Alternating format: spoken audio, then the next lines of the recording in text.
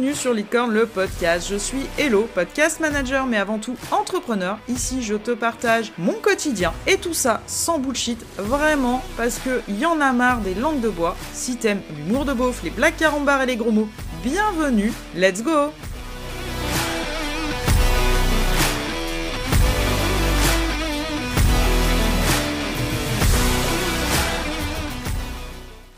On est en plein mois de juillet, t'es certainement en vacances, et franchement, profite à fond. Je vais même culpabiliser de te proposer cet épisode, parce que je pense que le petit hamster que t'as dans le cerveau, là, il va se mettre à tourner sévère. T'es sur ta serviette de plage, sur ton transat, ou alors au fin fond de la forêt, bien au frais, et franchement, là, t'as raison. Et aujourd'hui, dans cet épisode, on va réflexionner ensemble. Oui, ce mot n'existe pas, je suis bien d'accord. Mais c'est une question que j'arrête pas de me poser parce que au fur et à mesure que j'avance dans l'entrepreneuriat, au fur et à mesure que je fais des accompagnements, au fur et à mesure que je lis des choses, que j'écoute des podcasts d'autres entrepreneurs qui sont bien plus avancés que moi, il y a des trucs qui me tournent dans la tête. Et notamment ça. Est-ce que il faut vraiment avoir l'idée du siècle pour réussir? C'est-à-dire, est-ce que tu dois toujours avoir une idée qui tue pour vendre, pour faire développer ton activité, pour avoir toujours plus de chiffre d'affaires et ainsi de suite. Parce qu'avec cette idée-là, on se fout quand même une putain de pression de malade. Tu te dis, il faut se démarquer des autres. Donc déjà, tu te démarques par la manière dont tu abordes les choses, par la manière dont tu écris tes posts, par tes visuels, par ce que tu fais en story, tout ça. Donc c'est déjà, niveau charge mentale, pas mal. Et puis tu te dis, il me faut l'idée du siècle au niveau de mon produit ou de mon service pour que ça soit plus facile à vendre. Pour que mes concurrents, alors pour moi, peut-être que je ferai un épisode là-dessus, il n'y a pas de concurrents parce qu'en fait, on n'a pas tous la même vision de notre activité. Tu vois, à titre perso, j'ai rencontré d'autres podcast managers avec qui j'ai été ravie d'échanger parce que sérieux, on n'a pas forcément la même vision, pas la même cible, donc on n'est pas concurrents, on est complémentaires. Mais fin de la petite aparté. Et donc tu te dis, je veux me démarquer de mes concurrents en ayant une putain d'idée de taré qui fait cette fameuse offre irrésistible. On va l'appeler comme ça. Cette fameuse offre irrésistible où ton client, non, il ne peut pas refuser. C'est pas possible. Parce que tu lui as mis 50 milliards de bonus ou parce que tu es prêt à vendre ton âme au diable pour l'accompagner pour un prix dérisoire et que du coup, tu te dis ça va me faire vendre. Mais cette offre, tu l'as pas aujourd'hui. Clairement, tu l'as pas. Et là, ton cerveau et toi, il se dit bon, aujourd'hui, voilà mon catalogue de services. Voilà ce que je propose, coaching, accompagnement, prestation de services. Clair, net, précis, chiffré, ciblé. Et puis ton concurrent, il sort un truc, là. Tu te dis, putain, pourquoi j'ai pas eu cette idée? Donc tu vas vouloir t'en inspirer, et je dis bien inspirer, pas copier, s'il vous plaît. Tu vas t'en inspirer en disant, bon, moi je veux partir, entre guillemets, du même postulat, mais je vais faire à ma sauce, je vais tout changer. Sauf que son idée, elle est putain de bonne quand même. Hein. Mais tu veux pas copier, on est bien d'accord, ça se fait pas. Honnêtement, ça se fait pas.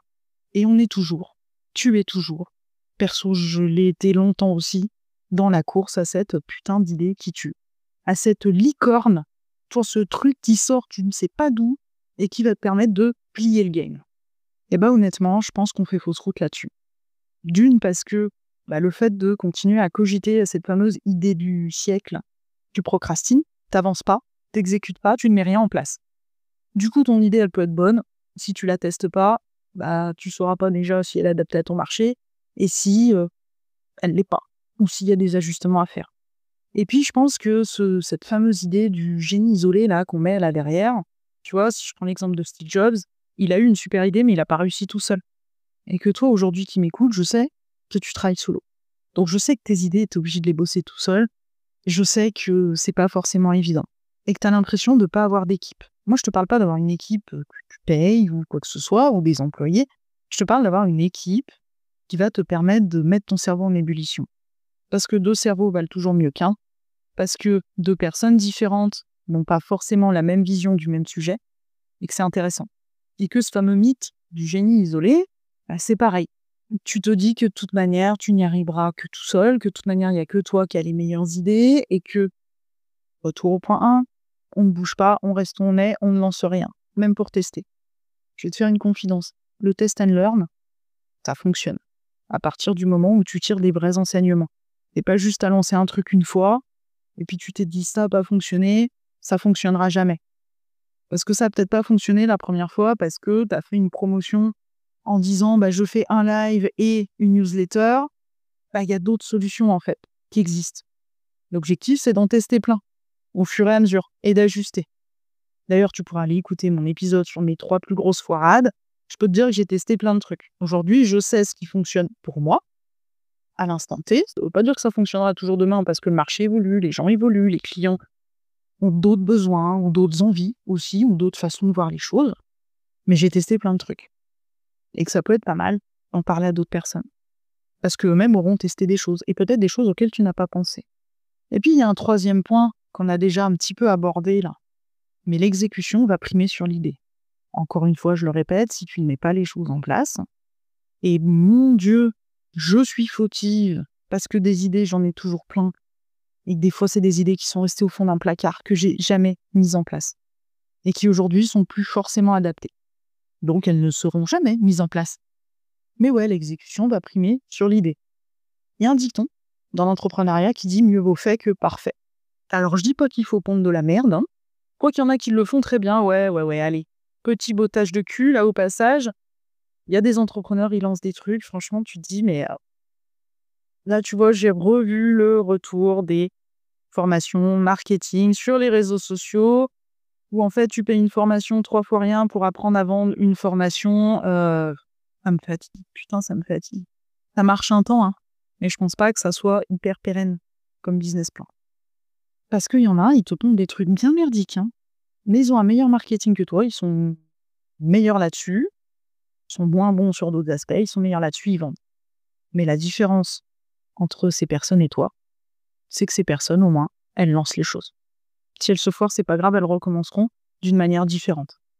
Et c'est là-dessus où clairement, moi-même, je me jette la pierre, parce que je n'ose pas assez, parce que quand t'es une femme, et oui, c'est une réalité, on a toujours plus peur de lancer les choses, de se foirer et de qu'est-ce que vont dire les gens, et que je trouve que de manière générale, l'entrepreneuriat est plus difficile pour les femmes, et que c'est peut-être aussi un défaut purement féminin, mais que nous, on n'ose pas.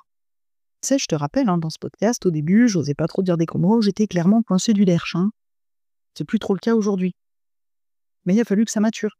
Il a fallu que j'avance, il a fallu que, à un moment donné, il y a eu un épisode où j'ai pété une durite, en disant des gros mots partout, et où j'ai eu des retours en disant « Putain, merci de dire les choses, enfin !» Ah ok, parce qu'en fait, ça va, ça passe. Tu vois, j'ai regardé le spectacle de Florence Foresti l'autre soir sur Amazon Prime, donc son spectacle Boys, Boys, Boys. On me reproche souvent d'être beaucoup trop vulgaire dans ma manière de parler. Alors ici, dans ce podcast, je suis hyper nature peinture, quoi. Dans la vie quotidienne, je sais à qui je parle en face. Tu te doutes bien que quand je fais des interviews pour le journal et que je parle au maire de ma commune, je dis pas « wesh gros, comment tu vas ?» quoi. Non, il y a des limites. Mais du coup, c'est souvent un truc qu'on me dit. « Ouais, t'as vu comment tu parles, t'es vulgaire, ouais, c'est pas bien pour une femme, machin et tout. » J'ai envie de vous dire, je vous emmerde. Bon, la plupart des gens qui me disent ça, c'est des mecs. Hein. Ouais, les gars, je suis désolée. Parce qu'un gars qui est vulgaire, ça choque personne, visiblement. Bref. Et elle a un spectacle. Alors oui, c'est une humoriste. Oui, c'est son registre. Mais où je l'ai trouvé particulièrement vulgaire. Alors vulgaire, moi, ça m'a pas plus choqué que ça parce que je parle comme ça. Mais je me suis dit, putain, elle, ça passe, quoi. Donc en fait, je suis pas chez Florence Foresti. Oui, je ne suis pas chez Florence Foresti, bien d'accord. Mais à un moment donné, stop it, quoi. On arrête de fermer sa gueule. Et du coup, ouais. À un moment donné, j'ai décidé de mettre les choses en place. En tout cas, sur le podcast. Et aujourd'hui, peut-être que toi, tu as une idée qui est moyennement géniale d'après toi, mais tu le sauras jamais, parce que clairement, tu la mets pas en place. Et tu la mets pas en place parce que, du coup, tu as peur, parce que, du coup, tu as gros syndrome de l'imposteur. Ouais, mais je suis qui, moi, pour proposer ça? Des phrases que je peux me dire, donc c'est pour ça que je te les cite ici. Peut-être que toi, tu te les dis pas du tout, hein. Ouais, mais j'ose pas. Ouais, mais ça va me demander de l'investissement en termes de temps, ou alors de déléguer la chose ou de me faire accompagner dessus et donc de l'investissement en termes d'argent. Je suis bien ok. Mais je pense qu'à un moment donné, faut te lancer. Et puis si tu te loupes, et tu vas peut-être pas te louper sur tout, et si tu réussis, mais putain, mais génial, mais d'en tirer des leçons. Et de partager ça à d'autres entrepreneurs qui sont tes business friends, de le partager sur tes réseaux, de dire, bah voilà, j'ai tenté un truc, machin, ça n'a pas fonctionné, bah est-ce que toi, tu as déjà tenté et tout? Parce que l'humain et l'authenticité et la connexion que ça crée sont importants. C'est bien plus important que la putain d'idée brillante du siècle. Parce que tu te rendras compte que c'est une idée brillante que si tu l'as mis en place, hein. Je suis désolée de te le dire, mais toutes les idées que tu as dans ton Notion ou sur tes calepins, si tu les as jamais mises en place, bah tu sais pas. Tu vois, moi, dernière idée brillante, j'ai voulu me lancer sur Pinterest. Ouais, en me disant, bah Pinterest, ça dure quand même un peu plus longtemps que Instagram, en tout cas au niveau des épingles. J'ai mis une énergie de taré pendant 3 mois, en essayant de poser une stratégie, et bah autant te dire que j'ai fait un bide. Pas total, mais j'ai fait un bide. Donc effectivement, bah aujourd'hui, il faut quand même que je recheck les choses, que j'analyse les stats, que je me pose des questions pour pouvoir me dire, bah cette idée-là, bon, je vais peut-être la laisser tomber, ou alors attends, j'ai pas essayé ça. On va essayer ça. Parce qu'être entrepreneur, c'est pas juste vendre tes services et gagner de la tunasse. L'entrepreneur, il est toujours avec un coup d'avance, avec une vision. Il est tourné vers l'avenir, il est pas tourné à l'instant T à pleurer sur lui. Même si ça arrive des fois. Ouais, y a pas de souci, t'inquiète. Et puis, 4e point que j'ai envie d'aborder avec toi, c'est cette idée que du coup, t'es un génie bidon.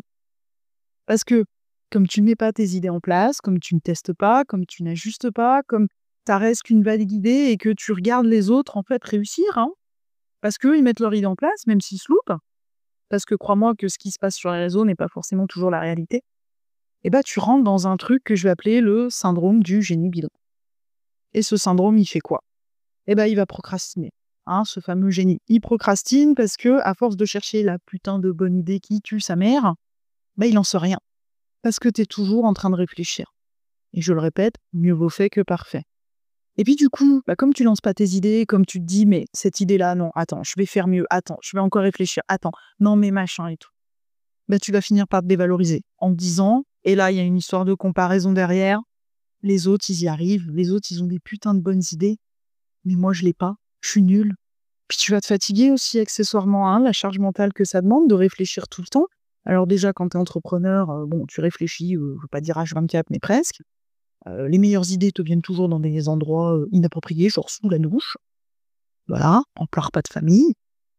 Mais du coup, à force de réfléchir sur cette putain d'innovation, à force de regarder partout les concurrents et tout, tu t'épuises mentalement. Ta charge mentale, elle est mais au top. Et comme tu es épuisé mentalement, tu ne mets rien en place, tu te sens nul, et accessoirement, bah, tu développes rien, et du coup, tu fais pas de CA non plus. Hein. Et puis, si tu passes pas à l'action, bah, ça manque de concret. Tu vois, moi, je suis du signe astrologique des poissons. On dit toujours que les poissons sont des putains de grands rêveurs. Je suis bien d'accord, je m'estime être comme ça largement, et que, effectivement, je l'avoue, je procrastine non pas parce que j'ai la flemme, mais je procrastine parce que j'ai besoin d'avoir toutes les cartes en main avant de lancer un truc. Et que c'est ce que m'a appris l'entrepreneuriat. Tu vois, petit tips au passage. Ce que ça m'a appris, c'est qu'à un moment donné, putain, il faut te sortir les doigts du cul, il faut te lancer, quoi. C'est quelque chose dont j'avais conscience déjà avant en étant manager, où à un moment donné, bah, quand t'es chef, il faut quand même y aller.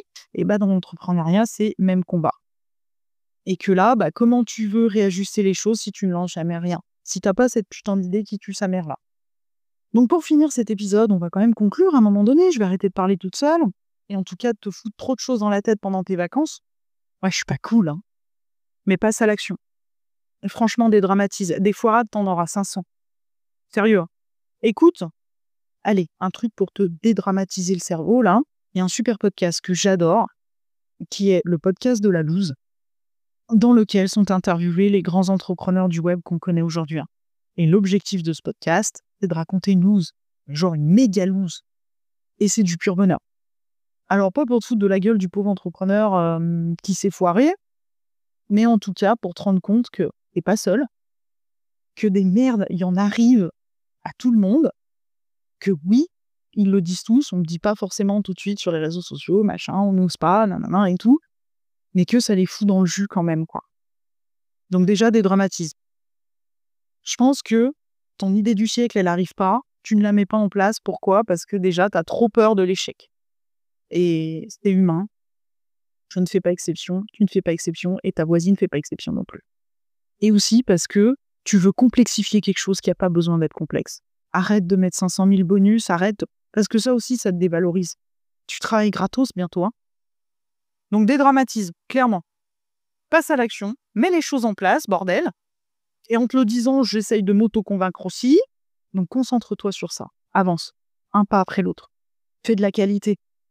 Tu peux prendre du temps à faire des choses. Mais déjà, lance en premier des MVP. Des choses qui vont fonctionner comme ça, quoi. T'as pas besoin de réinventer la roue. Les roues sont toujours rondes. On peut changer. Je le répète encore une fois, mais la seule chose qui change, c'est parfois la taille, les rayons.